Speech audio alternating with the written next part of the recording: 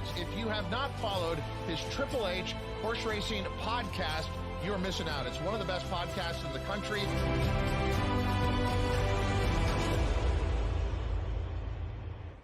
Good morning, everyone, and welcome to Keeneland today for Sunday, October 22nd, and the HHH Racing Podcast. I'm your proud host, Howard Kravitz, joined by good friend and co-host of Bet and Boozing right over there, Patrick Kunzel. Patrick, how you doing this morning? Good morning, Howard. Doing well. Can't talk about much. A lot of games yesterday, so kind of tired. But other than that, we're good to go. Yeah, you're a lot of people don't know you're actually not only a big fan of football, you're actually referee football as mainly a linesman. Is that correct? Yeah, on the line of scrimmage. Yep. Listen to the coaches in my ear all day. It's a good time. Oh, I'm sure it is. I'm sure you hear some language and a lot of very interesting strategy on the sidelines. Stop jumping off sides and all that nonsense. And then they get mad at you because, they're just frustrated and they don't want to yell at their own kids too often. So they got to vent their frustration in another direction. So they blame the officials, right? Exactly right. They always take it out on us. Always. There you go. Can you feel the excitement, Patrick? Are you feeling it? We are less than 2 weeks now from Breeders' Cup, and really more like a week and a half. You and I, young man, are going to be on different planes flying out, pretty long trip all the way out to the West Coast. I hear the weather's going to be okay, just 80 and sunny all weekend for that week as of now. Tough life out there in California. Yeah, exactly right. And, with the weather on the East Coast, we've had 7 straight weekends of rain. It's been incredible. So I'm hoping that continues so I can leave here and just be like, yeah, this is great. Yeah, may never come back home, actually, is the tentative plan, especially if things go well in the BC contest. But yes, That's a whole other conversation. Patrick, today we're going to be talking about the late pick 5 at Keeneland, and I touted it on X Twitter. It's so annoying. But anyway, already, this late pick 5, and I know you studied it hard last night, and I looked at it a few days ago. This is like a Saturday late pick 5. This late pick 5 is not only challenging, big fields, really good talent. I thought this late pick 5 is really exciting today. Yeah, and even the maiden race is came up very strong. This is exciting sequence for sure. Betting a little football, betting a little horses. Absolutely. Let's get in to the pick 5 right now, Patrick. And before we do that, wow, I forgot a lot of the administrative items. I'm so excited. First of all, follow me on Twitter. It's right there at H Kravitz. Patrick, you got to put that on your banner, man. We always forget to do that. What's your Twitter handle so people can follow you, Patrick? Just backspace my last name Kunzel and connect Patrick Kunzel, and that's it right there. All right, there you go. Patrick is on X, posts some stuff, especially about sports and horse racing as well. Check that out. Of course, everyone should subscribe on the YouTube channel. We're close to 3K, Patrick. We're getting up to 3K on the subscriptions. This is really exciting. Also, please smash that like button. 8.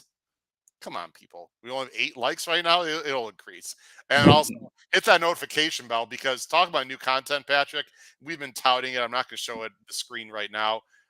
We have 12 live shows, some taped shows, over 15 hours of coverage of the Breeders' Cup, and it starts this Tuesday night with a fantastic interview with Cody Dorman himself, the young man of Cody's Wish fame, and his whole family, Patrick. It's Tuesday night, 7:30 Eastern. Myself and Paul Hallen are going to be interviewing the family. We've got Davey Lane coming on for the international entries. We have just previews, BC contest content.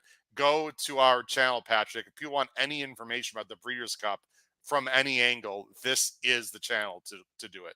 Yeah, definitely. And kicking it off with Cody Dorman's going to be great. I mean, we all know the story, but it's just being able to experience, even Whitney weekend and stuff like that. It's just memorable stuff that, we'll never get back. It's just awesome. So I think it's great that you got him on and we're having him on to kick off Breeders' Cup shows. Yeah, and Patrick, as now you're officially part of the BC crew and the Saratoga crew, you had the rare opportunity to actually meet the family in person and sit down and talk to them. Just the whole family's great. I don't know if you know this, Cody's turning 18 years old, believe it or not, in December. And his sister, Kylie, who of course you met also, Yeah. just had her 10th birthday. She's now the double digits. So a lot of exciting things going on with the Dorman family. Before we get into the pick five, let's see who's here. Phil Conti, good morning. Michael Lawson, good morning from Santa Anita. Boy, am I jealous, Michael. I hear the weather's great out there. Michael, you're on my email list, by the way. Also, Terry Frank from St. Louis. Good morning, everyone. Howard, nice to see you on Capital OTB. Yes, I just did a short interview with Seth Merrow on Capital OTB. You guys can check that out as a replay as well, touting the Cody interview and a few other things. Appreciate Seth Merrow has always been a big supporter of this show. We really appreciate that. We got Bedries here, Patrick. Morning, guys. How are you doing? Let's see here. We got Russell Axelrod. First time watching live instead of listening. How am I going to focus on picks with you dashing jet? Well, I don't know about me. This guy over here, he's the young pup, but appreciate that, Russ. Thank you for watching live. Greatly appreciate that. Who's Matt? Oh. Oh, yo, Adrian. What's up? How you doing, Matt? And we have Joseph Alalazan. Good morning, Howard and Patrick. What's up, Joseph? All right, they're waiting, Patrick. Let's get right to it. All right, late pick five. We've already talked about it. It's really good. Let me go ahead and bring up the screen right there. Let me take off this banner. Always a few things to press here behind the scenes. This first race, Patrick. Wow. This first race, let me just put this on. I sometimes I say like a race is a war. With things going on throughout the world right now, I just can't use that analogy because there's some really shitty things going on about this world we live in. But this is a very difficult race for sure. And it's my favorite kind of race, of course. It's a turf sprint. And 5.5 furlongs. I'm being sarcastic. I'll tell you why yesterday specifically. This is for the girls. It's a big field of 11 with there's actually scratches are in, which is good to know. Oh, yeah, that's good. Hey, when we hear about scratches, please tell me, but it looks like scratches are in, which is good to know. The 4 is out, and the 11, who actually I thought was interesting, is out. So it's now a field of 9, and the morning line favorite is the number 9, going good for Cox and Gap Leone. Here come our picks on the bottom of the screen. Obviously, I'm going to change my picks a little bit. Patrick, you are going with the 1. Now, what's interesting about this? Look at this, everyone. This is what this race is. Sorry about that. Patrick's got 162. I have 8, 9, 11. We are completely different. Neither one of us has either one in the top 3. That's how difficult this race is. And Patrick, I think it's great that you're giving your picks because people can make a decision. I sort of like where Patrick's going. I like where Howard's going.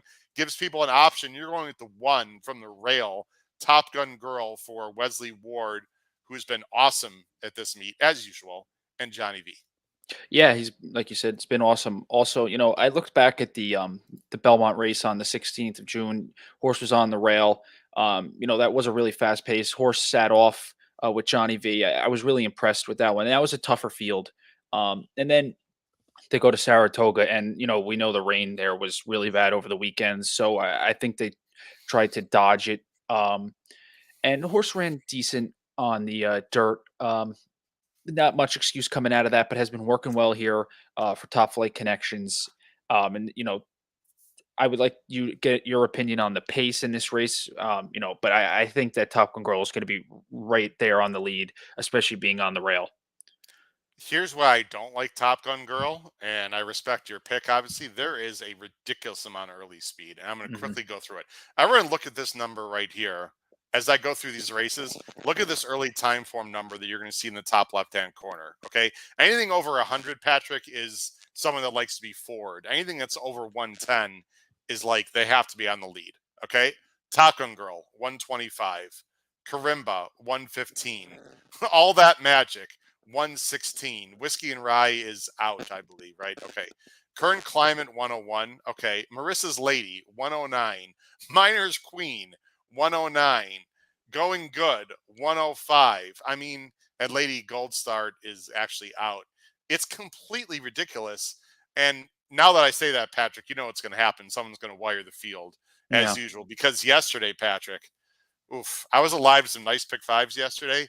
and the horses I liked finished second and third, and I lost to the longest shot of the board, 45-1, who wired the field, and I lost my pick 5. That's the way it goes. I have a hard time believing someone on the lead is going to win this race, and I just think Top Gun Girls can get pressured from just everywhere. So I'm a little bit against the speeds, but I'm going to use them as backups. I'm going with the 8. Now look, Caravan Durada might be too far back, Patrick. That's my concern. But she ran really well April 15th, and I was there this day. This was the Giants Causeway, won by a horse called Twilight Gleaming. She was 87-1. Obviously, she was a long shot. She was only a length and a half back, Patrick. She ran a huge race, and she's followed that up with a bunch of nice races, although they were 2 turns. So Talamo is going to just take back, make one big run. I guarantee you one thing, Patrick, this horse will be flying late. And if there's a pace meltdown, and if she gets the right trip, I think she's interesting at a price, and I would definitely use her, Patrick, in all spots in the try. Reverse key try. She probably has a better chance of finishing second or third than first. I'm going with this horse. I just see a pace meltdown, Patrick. Yeah, I agree with you. And, it always is the trip in these turf sprints, as you well know. I mean, your horse that you had that ran a couple weeks ago, Shards, I mean, Yeah. trip, right? And then this is kind of one of those same races. So I had the strong pick. I just kind of worry about the trip in this spot, and that's why Okay. I with the 6 Marissa's Lady, I'm kind of taking a shot. You know, I don't know what it is. I don't have numbers to back this up at all, but horses coming off the Tapeta recently that I've picked that have switched from the Tapeta to the turf. They say it's kind of similar. I've kind of done pretty well, and this horse is faced much tougher. So I'm just wondering, in this spot, if this horse is not going to be, I don't think this horse is going to get the lead. So if this horse can rate, I think this horse could be there, closing. I'm chuckling with sarcasm because that horse yesterday, Patrick, in the last race Hmm. at Keeneland who beat me, guess what? That was a Tapito horse. The horse had never been on turf and just completely freaked and ran like Yeah. 15 points better on turf. So I'm glad you brought up Marissa's Lady. Look, I am not going to, it's a turf sprint. Anything could happen. That was proof of it. And this horse has faced some really nice horses. Matarea, Echo Zulu. I mean, wow. So Yeah. I've a weighted all button, Patrick, Yeah. almost. I'm literally using almost every horse, but at different weights with my ABC because I just thought this race was really difficult. Real quick, Patrick, talk about the 2 who I've now moved up to third, who ran a hole in the wind at Churchill with a 103 buyer. I mean, if she can repeat that, she's a major threat also. Yeah, she ran those horses off their feet in that spot. No question. I just the thing that kind of concerns me if this just seems like a one way type of horse, and with Ward on the inside, who I think actually might clear, I just don't see this horse getting the lead at all, and that concerns me in this spot.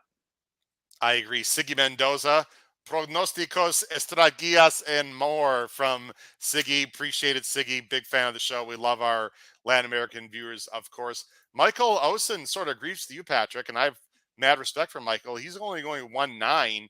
We didn't even talk about the 9, so let me just show the 9 real quick, and then we're going to move on because the 9 is my second choice. I think of all the speeds, Patrick, I think this is my favorite one. Going good. I mean, she's 7-2. It's not exactly being creative.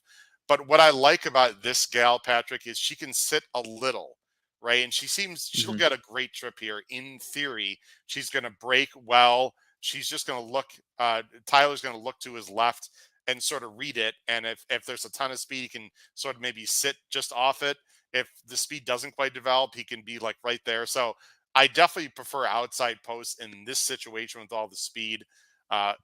This is a very difficult race to start the pick 5, Patrick. How many deep would you recommend people go? There's 9 in this race. I would say 6 or 7. I could only make a case for maybe leaving 2 off. Wow. Yeah, I've got, let me go ahead and put us back on screen.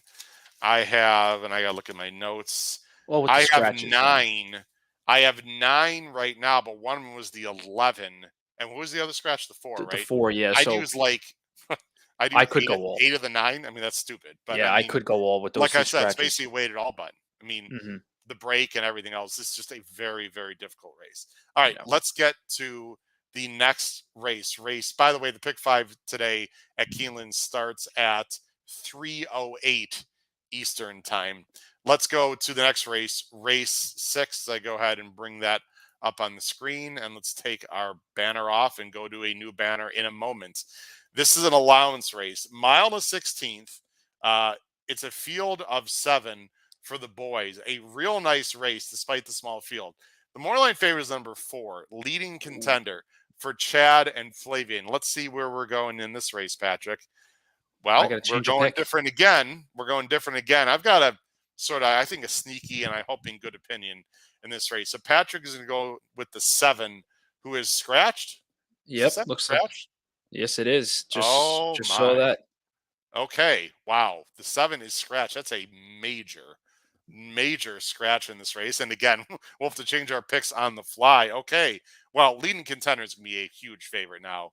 The 4. Patrick, you were going with the 7. I'll tell you what, let's do this. So let me bring up the field real quick, which might help you make your decisions in this race or change your opinions. I'm going to take the banner off the screen here. It's a small field. You got Moreau on the inside, who was my top pick. Grand Aspen, Turf to Dirt. You got Redeemer, the number 3, leading contender. There you go. Escapologist and Seeking Unity. So now, Patrick, what the deal is, it was Black Rain, who we can't tell on the picture here, was not only a major factor, was the main speed. And now this makes the pace situation very murky. Maybe Moreau's just going to send from the inside with Johnny V. At least it looks that way. What's your thought now? Who's going to have the lead here, Patrick? Yeah, I agree with you, and that's what my opinion was with Black Rain. Moving forward off that, on debut at Saratoga, horse didn't run much, and then was just last out at Belmont at the Big A was just in hand with Irad. And I was really impressed with that performance. So the question that you asked, I agree with you. The inside Moreau looks to be the speed of the speed. Um, Do you know if where I you change your picks, Patrick? You're 7-4-2. I know I'm putting you on the spot here. I just switched mine off screen. You'll see in a minute. Would you go 4-2 something now? I would go 4-2-1, correct? 4-2-1. Let me change that right now, and I'll put it up on screen. All right, go ahead and talk about this race. You're going to go with leading contender, who will be 3-5 in this spot. Yeah, 4-5. 3 to 5. And to be quite honest, if I'm betting this pick 5 sequence, this might be my single. Yeah. This horse just seems like the class in this spot. You know, we've talked about Chad Brown horses, training at Monmouth, breaking their maiden at Monmouth, and then he puts them up into, I hate to put it like this, but the bigger leagues in bigger races like this. And I think this is the type of horse, you know, I'm not sure I had much of an excuse last time at the end of the meet in Saratoga, but going a mile and an eighth, the horse faced Film Star, who's pretty tough, and Yeah. I think this horse is going to be tough.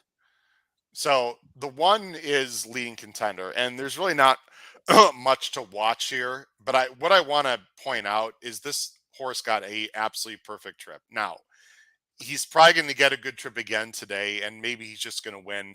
We don't need to watch the whole race because Film Star just wires the field here. And then you see leading contender on the inside. I mean, he's there the whole time, literally the whole time. You see him there, and he tipped out, and he couldn't really challenge Film Star, but Film Star is really good. Here's my point, and I'll just stop it right there. I think we all get the idea. My point is, and why I was against a leading contender a bit, is like he can't run any better than that. Now, that was only his 3rd lifetime start, so he could very well improve again. But based on that trip, Patrick, I mean, it can't get any better. He was just on the inside sitting there. And so I was a little bit against him because of that. I don't know if I like the 1 more or less coincidentally with the 7 out, because now the 1, I'm not getting 5-1 now, Patrick. Now I'm getting 5-2. I mean, I think Moreau is going to be a clear second choice. But what I like about this one is complete toss out the turf. Okay, this is not a turf horse. I'm not sure why McKeever put this horse on turf. 2 back at Ellis. This was a really good field. Tappett's Conquest is a very nice horse. You see Magic Tap is a really good horse. You see Magic Tap there was in the Penn Derby. I mean, that was a serious allowance race. And I thought Moreau ran very well just to lose by 5. And he was improving on dirt. They've given him time since. And I think Johnny V's just going to send, right, Patrick? I mean, he could sit, but now there's not a lot of speed unless Corrales on the Pletcher horse, the number 2, goes. I guess the 2 could go, but we don't really know what's going to happen on dirt. Either way, either one's going to sit off the 2, Patrick, or he's going to take the lead. I think Moreau is very, very live in this spot. I think it's pretty much 1 or 4 in this race, right? 1 or 4, I agree. And if this makes sense, I think the 2 could be the key to the race. Like, you hit on if the 2 decides to go, because if the 2 does decide to go, that puts the 1 in a tricky spot and could, just give leading contender the right trip that it needs. But I feel like we might be making too much of this race. But then again, leading contender that last race against Film Star does scare me a little bit with the fact that the horse had the trip. I don't understand why the horse couldn't pass if it's Well, a because 3 to Film 5 Star is shot. really good, Patrick. Film Star's like a stake horse. I mean, I wouldn't. Yeah. I'm not. I want to be careful what I'm suggesting there. I'm not saying leading contender is not a real nice horse. I'm Mhm. just simply saying, Patrick, that he got a dream trip. Yeah. That's all I'm saying. Now he could get a real good trip again. I think Moreau and who's a 3-year-old and leading contender who's a 4-year-old. I think both these horses have chances next year to make some noise in the handicap division, Patrick, because as you know, the older horses just aren't that good right now. Of course, you're going to have 3-year-olds turning 4, but look out for these 2 horses. And for me, especially Moreau, if he can take another step forward, he's by Spites on Ava Tappet mare, by the way. Moreau for Eclipse Thoroughbred. Just remember that name, Patrick, going forward today, Mhm. next year. I think he's got a real shot. Last thing I'll say, you can't go too deep in your pick 5. You just can't do it, in my opinion. I think you got to pick one unless you're playing an ABC, Patrick. And I know you play more like caveman tickets, I think, similar to Noah Maher also. Correct. Yeah. This would be it for with the cavemans that I like to do. I would be singling the 4. Okay, so single the 4. I wouldn't single the 1. I'm going to do a weighted ABC. I'm probably going to go 1A, 4B, and that's it. Let's see. We got here. Jeffrey Wilson's in the chat. I'm just reading here. Let's see. Sorry, I'm just looking at that. Robbie Courtney's here. Robbie Courtney, Moreau will go wire to wire. I hope so, Robbie. I'm disappointed that Black Rain is out because I was trying to beat him too. But that's okay. Tom Espinoza from San Francisco, Patrick, is here. We got this is a person I've not seen. Alonzo Mosley. What's up, Alonzo? Thanks for joining the show, man. Appreciate it. McPeak horses underneath, or he may blow up the pick 5 here. Whoa. McPeak is the 5. Is that the 5 in this race? Let me look here. Yeah, the Yeah. 5. Escapeologist, who is in pretty good form too. He's running 85 and 87, although Leparoux is ice cold 0 for 30. Ouch. At Keeneland. But this would be a price that would absolutely blow up the sequence. I wouldn't say he's completely impossible. In my opinion, Patrick. I don't know. I mean, maybe underneath, I would assume. Yeah, Kind of good underneath feeling. for me. I don't think the 5 is better than the 4 or the 1, to be quite No. honest. All right, let's go on to the next race. This is the only grade stake in the sequence. Let me bring it up on screen right now. This is the Root and Riddle Dowager Stakes, grade 3. They're going 1.5 miles. The rail is 20 feet out. So again, speed might play a little bit better. We'll see. It's a field of, let's see, 7, as there's 2 scratches. The morning line favorite, and will absolutely be the favorite in this race, is the number 3, Vergara, as in Sophie Vergara, one of my favorite, Sofia Vergara, excuse me, fantastic actress on one of my former favorite shows, Modern Family. Anyway, she's going to be the favorite, 9-5 with motion. Let's go ahead and bring up with our picks right here. Patrick, you sly devil, you. Look at that screen, Patrick. You sly Wow. fox. We are Wow. both going with a little bit of a cheeky, sneaky, middling price / long shot. Not only that, Patrick, we have the same 3 horses, young man, but we've got the same one on top. And I hope great minds are thinking alike here. Not only do I like the 6 on the tip sheet, on our Power Picks tip sheet, I just tipped this horse out for everyone to hear on Seth Merrow's show as well, the number 6, Romagna Mia, a British bred for Graham Motion, who's got two in here, Vergara and Romagna Mia. The other Motion? Have you heard the other Chad and the other Baffert and whatever? Maybe that's a reason for you, maybe not. I don't know. 6-1 morning line. Talk about this horse, Patrick. Yeah, she, runs in the Beverly D at Colonial. That race out that's a tough race, facing Fev Rover, Gino Romantica, who came back and won that race while you guys were at Keeneland, I believe. Yes. A- and I just think this horse is going to sit a perfect trip. Is going to stalk this pace, and I think might have needed to start in the States first off. I mean, that's a pretty tough spot to jump right Yeah. into a race in the States, and gets Johnny V aboard, who was on obviously the horse in the Beverly D.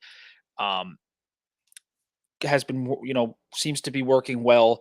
I think this horse is ready to perform at a big stage, and I do not think we get 6-1, to be quite honest. With the scratches, you probably don't get 6-1. I'm going to echo many things you said. Fev Rover, by the way, I'm assuming is going to the Breeders' Cup Filly Mare Turf. She's a really nice horse. We can't show the replay because it's Colonial and it's CDI, and don't get me started, or else I'll have to call Paul Halloran and have him go on a rant for 5 minutes about it.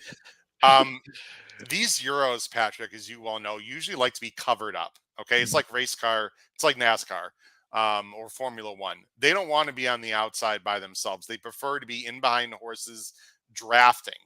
Romagna Mia was not that. It was a ridiculously slow pace. She got caught like in the 3-4 path all the way around the track, and she didn't run great. She lost by 5, but she got an 88 buyer. If you look back, she was graded stakes. She was group stakes in France, and she ran okay, but she was against tougher horses for sure. She was also in Italy, which is a little bit of a lower class, but she's a nice horse running numbers that are almost good enough to win this race, and she was 6-1 last time. Team Valor, this ownership, Patrick, they're not stupid. If they don't think she's capable of running this spot, they wouldn't do it. Here's my concern. There's absolutely no way that the 6 is going to go after the 3 early because they're both Graham Motion, right, Patrick? So the question is, Vergara certainly has a pace advantage on paper. We need someone to go after this horse, and I don't know who it's going to be. That's a little bit of a problem. It's not going to be the 5. It's probably not going to be the 7. Maybe it's the 8. Lovely Princess is a horse that scratched out of the race yesterday that I liked, Patrick, and is now in this spot. Maybe the 8 goes a little bit, but Brian Hernandez isn't usually that kind of guy. Or maybe Transient goes. That's my only problem, is that Vergara looks loose as loose can be and will probably win this race. But somehow we need someone to go after the 3, or maybe just the 6 to run much better than she did last time. But Vergara, Patrick, is not Fev Rover. So how much better does the 6 really have to be in this race to compete with Vergara? Not much, in my opinion.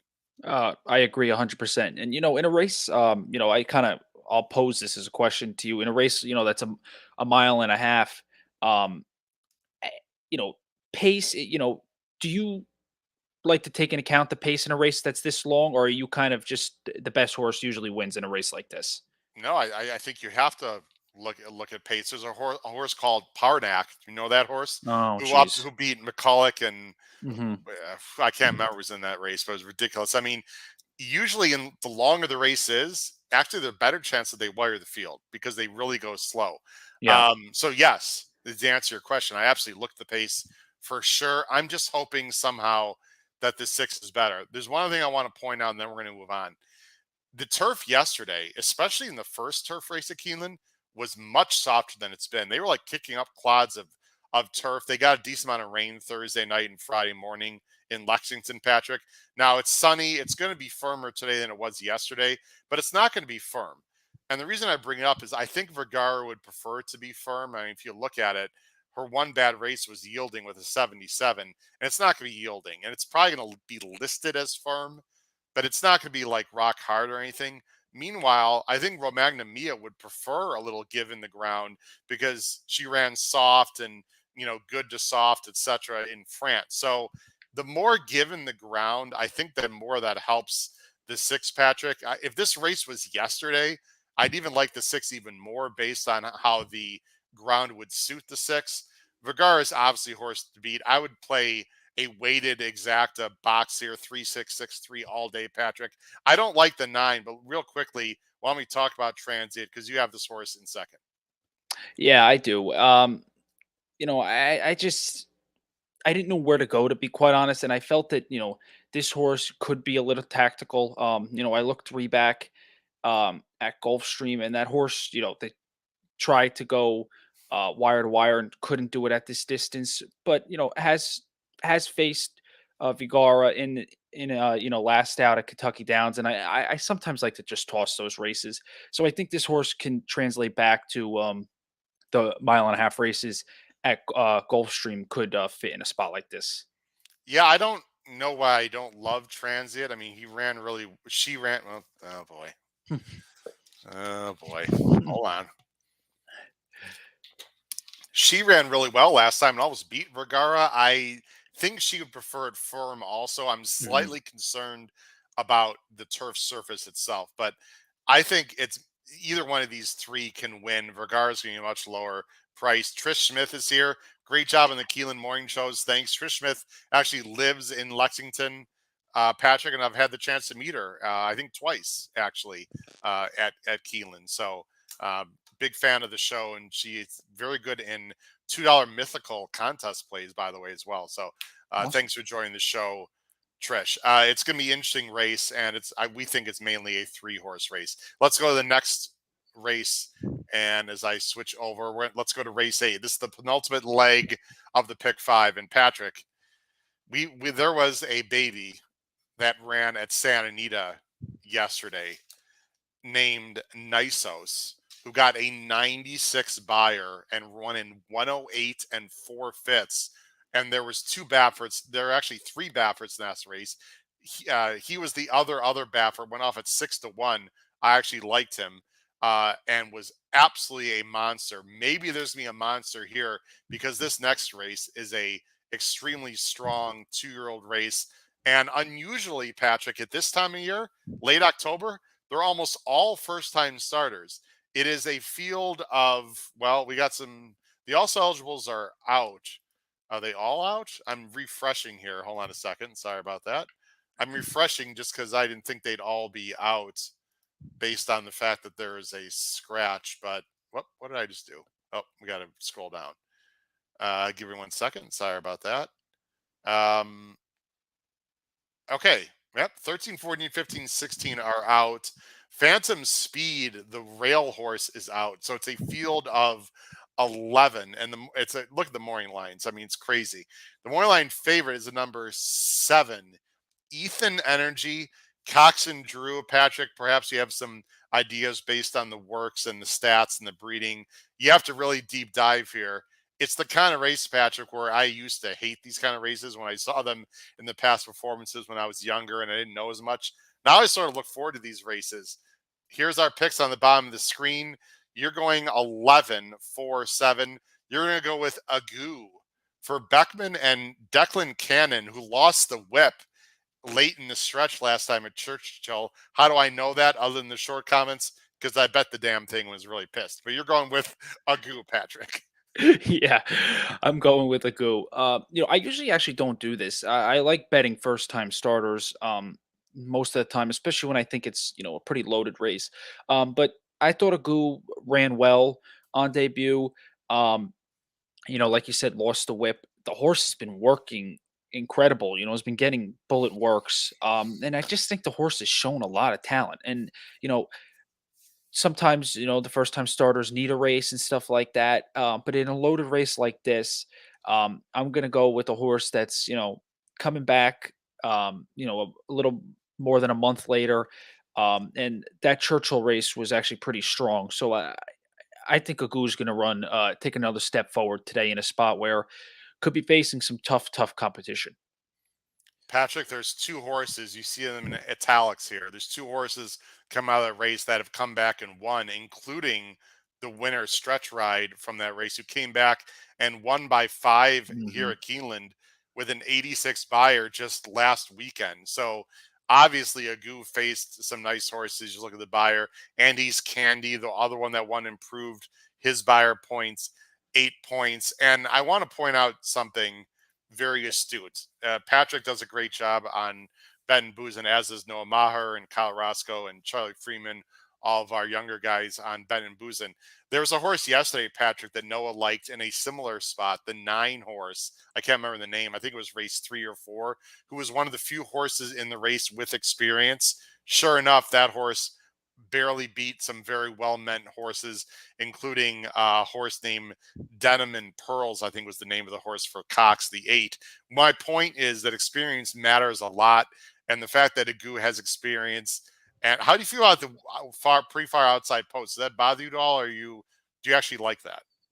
Um, I actually do like it. I think the horse, will only have one to the outside. So I think could sit a trip in this spot. Probably more forwardly placed. Yeah. I don't knock it at all.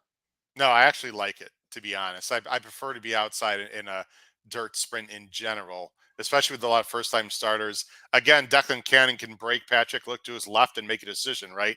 Now look, I don't like the 2 as much now, Legalize, because now Legalize has the rail. And the Mhm. rail is just if you don't break, it can be a serious problem. But Legalize, Patrick, has got a lot of things I like. $500,000 by Constitution out of an unbridled song mare, Elise Marie. This horse has been working very well for Cherie DeVoe. Has got an aggressive rider in Louis Saez. And take a look at the breeding here. Elise Marie was actually a Brazilian horse, but was very good in Brazil and was staked. But most importantly, Patrick, take a look at this. This is very helpful, especially for people that don't have DIRA time form, or excuse me, not time form, the DRF formulator. 4 out of the 6 siblings out of this dam, Patrick, have won. And look at the first time starters. 2 of the 5 won first out. Who were some of the siblings of the dam? How about Fawette, who has won over 300,000 for Linda, by the way. Might still be running, I'm not sure, but a New York horse mainly. Very nice mare, won over $300,000, mainly sprinting. Workaholic won $145,000. Tomato Bill won $152,000. And a lot of these horses were dirt sprinters. Even a horse like More Than Ready Eddie, who only won 80 grand, but this horse was, fairly fast, although not nearly as good. So here's my point, Patrick. And again, if you have this kind of information with DIRA formula, you got to take a look at it. It's DeVoe, it's Saez. This horse has the rail. He's bred to be pretty quick, even though Constitution himself was not real quick, more long distance. I have a feeling this horse is going to be very live and come out firing. However, of course, you got to look at the board and see how things go. We don't really know. It is a guess. Last one I'll just talk about here is the 7. You've got the 4, by the way, in the mix. Call Protection for Chad. And I don't want to poo-poo, as Pete Visco would say, but the breeding to me is a little more turfy. But it is Chad, and he's probably live also. This is one of the things, Patrick, I'd let the board tell for me. Exactly right, and that's what you kind of taught me that one to watch the board, especially with these maiden races, and with this 4, I wonder why this horse, wasn't. I kind of wonder why this horse wasn't running in New York at all over the summer, and then at Belmont at the Big A. But I'm not gonna fault Chad at all. He's been winning on all cylinders recently. So, Yeah. and the horses seem to be working fine. But I'm just like you said, gonna revert back to watching the board with this horse. I have a feeling this is a prep for something else, but there are turf races there too for 2-year-olds. So I don't Mhm. know. This is strange. I'm not really sure what to make of the 4. Good Samaritan. I have an Uncle Mo mare, so I mean, probably could take to the dirt. I mean, Chad is no dummy. Obviously, the horse can run. Ethan Energy is a horse for Cox that we both have in third. How about the 59 and 4 Breezing? I mean, this is Stone Street. Usually with Stone Street stables, Patrick, this is the kind of ownership that usually Asmussen trains, but this one's Mhm. trained by Cox, which is interesting. An Uncle Mo cult by out of a Harlan's Holiday mare has been working well. Again, we got to see what the board looks like. I'm sure this one's taking money. 100%. This one's going to take a lot of money, like you said, with the connections in this spot. And Brad Cox is incredible with 2-year-olds and first time starters. So this horse is another one to watch. Yeah, I mean, of course, we can't see the board before the pick 5, Patrick. So I'll just throw it out to you because people aren't going to see your pick 5 tickets or your opinions horizontally. Ballpark, how many do you use? You use the 2, use the actually. Did you have the 2? You didn't have the 2. Sorry. I will You use used the the 11. I'm assuming you're going to use your top 3. Anyone else you would think about using, or how deep, as I much would as your budget allows for people? yeah, I'd go I honestly I'd go maybe 5 or 6 deep in this spot. I'm Right. my pick 5 ticket if I'm playing is going to be based around the 4 leading contender. In the that what is that? That's the 6 race. Yeah, second leg. Yep. Yeah, and in the 7th, with Roman Yamia, uh, those two horses are going to be like key horses for me, and I'm going to try and spread around them. I think that's excellent strategy for sure. And speaking of spreading, uh, it doesn't get a lot easier in this last race. Although, as you're about to see, Patrick, Uh-oh. that's my guy. There we go. We are both going with the same horse A single in again. the last. We're always good for one of those. Single in the Well, last. if you and I are playing a ticket together, my friend, and usually sometimes we do, today might be the day. Maybe a little single. I don't know about single leading contender. You and I might have a little discussion about that, but Yeah, maybe exactly. singling in the 5 on the end, who, by the way, will not lay over this field at all. And we are taking a little bit of a stab here for reasons we'll talk about. I'm going 5-3-10. Patrick's going 5-10-1 to end the pick 5. And it is, of course, a turf sprint. Oh, yeah, Your yeah. favorite. Yeah, my favorite. Turf sprint, 5.5 furlongs. Really nice 3-year-old fillies, though. There is some scratches, as you can see right now. Scratch the 11, scratch the 13 through 16. That makes it a small field, chuckle, of 11. And the morning line favorite is the number 3, Queen of the Mud, an Irish bred for Motion and Pratt, who will not be running in the mud because she's going to be running on wonderful green grasp. We are both going with the 5, Just a Care, another Irish bred for George Arnold, Rusty Arnold, a very underrated local trainer in Kentucky who's been around a long time and does a great job, and Louis Saez. Just a Care, Patrick. This is the one we need to close out the pick 5. What do you like about her? Yes, and expect her to be closing late, in my opinion. The thing that I like most is she just has been steadily improving every race. And I personally believe had an excuse last out at Keeneland. Just the horse had trouble the entire way in the limestone, which is a strong field. Um, and Rusty Arnold, a solid trainer, and I just expect Just to Care to make it another improvement in a race where I look at the favorite 3 who, had a huge performance off the debut. I just don't know how much I believe that buyer change. And the horse, on debut was 5-1 and then goes up to 10-1. Um, it just seems like this horse isn't the speed of the speed, and there's faster horses in this spot. And Just to Care, who has been facing quality fields, is going to be the right price in a spot where she should be closing late. Totally agree. I'm putting both of us on screen because I want to make a correction. Our viewers and listeners are awesome. I screwed up something. Mike, I do appreciate it. Mike Carmoli. I don't know what I was thinking. It was such a close photo. Denim and Pearls, who's a really good first time starter that was in that race that I mentioned. Noah liked the 9. The 9 actually didn't win. It was an absolutely dead tight photo, and the first time starter, the 8, actually did win Diamond Pearls. Mike, thank you very much. That actually was better for me that the 8 won anyway. But Mike, you are correct. I guess my point is experience matters in a 2-year-old race, and you have to be really special to win as a first time starter. But Mike, thank you for the correction because you are correct. Diamond Pearls did win over Noah's 9 horse yesterday. Let me go back to our picks here. Just a Care, I agree. Patrick, you hit all the important points.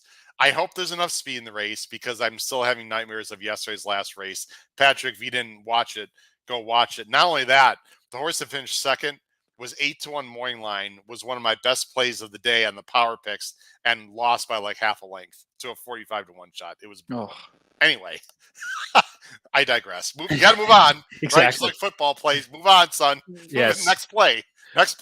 All right. 24-hour rule, in and out, There you done. go. Well, it hasn't been 24 hours yet. So Well, by the time the sequence starts, it might be, so good point. I love the fact that Just Care has been getting some time off. Won't this horse improve, Patrick? I mean, we don't know, but she was running high 70s, low 80s in March and April of this year. And you'd have to think after this break, she's going to be better. Now, why did she take the break? I don't know. I'm going to assume it's just that she's okay, and it was just sort of they just wanted to give her a little time off. I don't know exactly the story, but she's working well, and it's Saez. And you mentioned there is other speed in the race, and there needs to be because the three did run very well. But again, Patrick, this is important. Blue color coded figs there on the DF formulator. That was a slower pace, and mhm. she ran great. And I remember that race because it was a very difficult race, and I spread. And Patrick, if you're wondering, how does Howard know about all these races? Because I'm a sicko and I play a lot of races. That's why. But that was Oh, I actually know, on trust me. people know. That's what people love about me, though, right? Exactly. Exactly that right. that race was actually on a weekend, though, Patrick, and it was a pretty tough field. I believe that was a weekend. Now that December 21st, was that a week? Um, no, that was not a weekend. A Tuesday? Oh wait, I'm looking at the wrong thing. Like I said, it's been a long week. That was a Thursday. Okay, it was a Thursday. Whatever. Uh, the point is uh, that she got a slow pace, and there is other speed in the race, Patrick, and there needs to be speed because I think, like you said, the 5 is going to come from behind here, but I think the 5 is logical, and we might get that 4-1. It's a big field. Let's talk about the 10 real quick. Get Twisted, Patrick. Did you see this price that she won at? She I was did. 91 plus the one at Churchill. Talk about not believing, a first time out. Look, obviously the horse can run. I can't put a horse like this on top, and I certainly you got to put her in the mix out of respect. And she's working well again, but she's going to be, let's see, more than 10 times less the price. Yeah, and, this you obviously have more experience than me with this, but I'd like to know. I mean, when a horse goes off at this price, I look at Saratoga, for example, and a couple of those horses that won the grade ones for 2-year-olds who went off at insurmountable prices, and then they come back and run again, and obviously they're going to be lower priced, and they're just maybe a better horse than what the betting public saw at first. I think this could be that case with the 10, Get Twisted. I just think that performance was really impressive for a 2-year-old. And maybe it's the connections and the trainer I don't know much about, but the horse is still working well. Has been working on the Tapeta, and I think we're going to get every bit of 6-1 because I don't know if they're going to bet this horse that much, seeing that the horse was almost 92-1. Jareth Loveberry can ride, by the way. People Yep. are not familiar with Jareth Loveberry. He can ride. Um, he's a very talented jockey. Just want to throw the one in there, Proud Mary, who's got speed and the rail. Not the easiest spot, but Jonathan Thomas and Drew. That's a nice combination, Patrick, at a price. I mean, this wouldn't shock me either. I'm going to go pretty deep other than the 5. Yeah. You like the one a little bit also, right? Yeah, I do like the one a little bit. The one had an excuse last time, in my opinion. Um, I think the horse likes 5.5 a little more than 6.5. I just wonder if the horse has enough speed. I Jonathan Thomas, I'm a big fan of the trainer on the turf, especially in turf sprints. He's incredible in those. So I'm going to give this horse a shot as an underneath play. Okay, yeah, I'm going to mainly 5-3 in here, but mainly the 5 and just take a chance. I mean, we're taking a horse patcher that's off a layoff, and that's always a dicey proposition. But if there's enough speed and if she's ready, that's where you go. Now, in terms of the pick 5, we don't show our tickets, and we thank everyone. We have a huge audience again for watching the show. By the way, I didn't mention Kyle Roscoe in the chat. Good morning, everyone. Playing to not leave the bed today. Oh boy. Oh, Ooh, jeez. hoping to kick this sickness. What a life.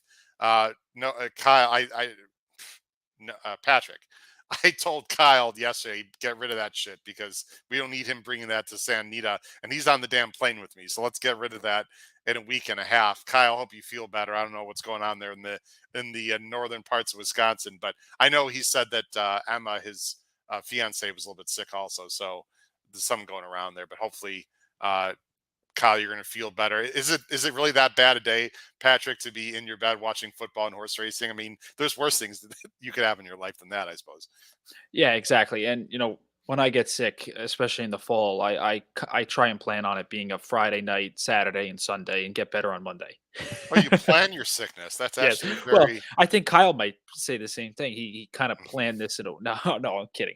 Kyle, get better. Can't wait to see everybody in 2 weeks. interesting. I usually plan my sickness on my test days, like my students. Just I'm giving a test. Your students probably love that. Actually, I want to be in school when I'm giving tests because those are easier days for me because I don't have to stand up and teach for like 5 hours. But the kids are always sick on test days. I mean, were you ever sick on a test day, Patrick? Nah, you were a great Oh, student. You never. were always No, there, right? no. I never had that email lined up to the professor or teacher that I was going to be sick. Never. No. Even though I haven't met your parents, I'm pretty sure they wouldn't allow that crap to Yeah, happen. no, they were So, well aware. They were oh on my yes, case. they knew that trick from maybe some of your older siblings you got. But anyway, Exactly. anyway, Patrick, really appreciate. We got a lot lined up on this show. The next time we're gonna be live, folks, and I cannot wait for this, Patrick. I hope you're me tuning in. 7:30 Eastern, Tuesday night. The Dorman family, including Cody Dorman, and Cody is going to be answering questions live, Patrick, which I don't think he's ever done at any point on any podcast. So it's going to be so cool. We've got a lot of great shows coming up. Um, please make sure. Let's do this right now.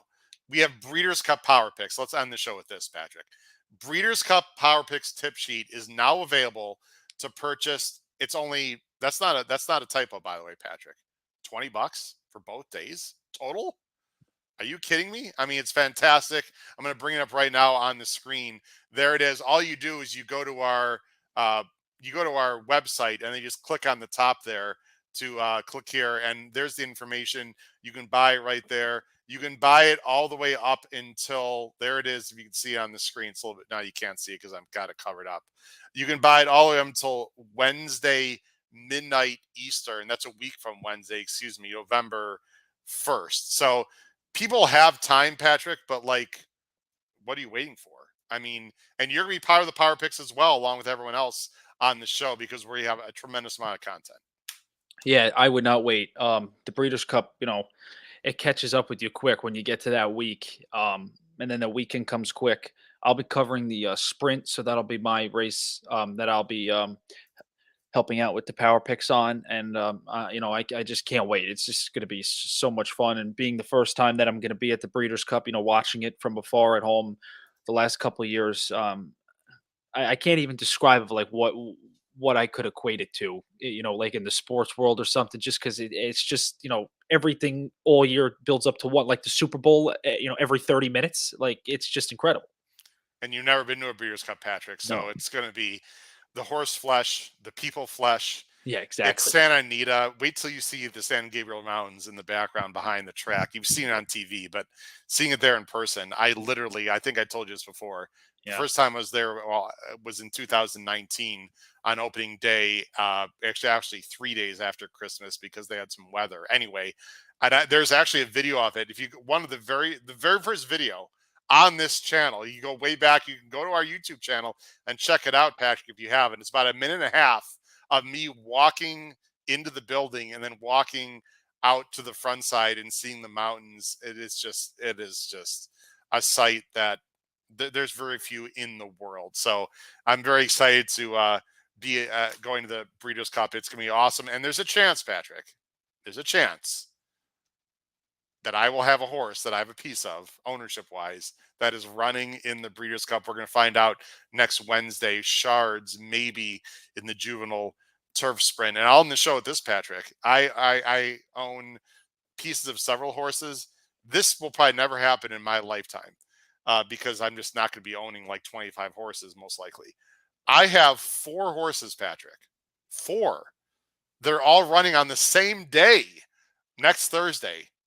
Is that crazy? I'm looking at them right now. Splashy and Gemman 10 and Magistrate, all for Adelphi. 2 at Aqueduct, 1 at Laurel. And then Copper Missile for Crownsway is running also next Thursday at Keeneland. So between Shards and the pre-entries Wednesday, and then 4 of my horses running Thursday, that 48-hour stretch, Patrick, could be unbelievable or could be really shitty. We'll find out soon enough. So all right, then we just have to ask: are you getting a sick day on Thursday, or are you? Is this? I feel something, man. Is this going to be prime time in class? I feel with something everybody coming watching? wait, I feel. Oh, actually, I will be at school, but Thursday is actually parent-teacher conferences day. So Okay. we actually don't have the students all day. I'm very excited, as always, to meet some of the parents. I think some of the students are going to come with. So, no, I will not be sick. I will absolutely be at school. But it's not like all day, right? So it's by appointment. They can walk in. So if there are any parents out there watching, please do not come in my room at 11:35. No, I'm just kidding. I'd love to see all the parents, but if I'm not busy, you're damn right. I'll be watching my horses from school on the phone for sure. Patrick's been great. Really appreciate it. I know you got to go get the dog now from being groomed or wherever he is. But appreciate you coming on. It's been a lot of fun. For my co-host, Patrick Kunzel, this has been Howard Kravitz. It's been Keeneland today for Sunday, October 22nd. Patrick, we've never done this before. Should we say it together? On the count of 3. 1, 2, 3. Crush your bets at Keeneland. Take care, everyone. Have a great day. Bye-bye.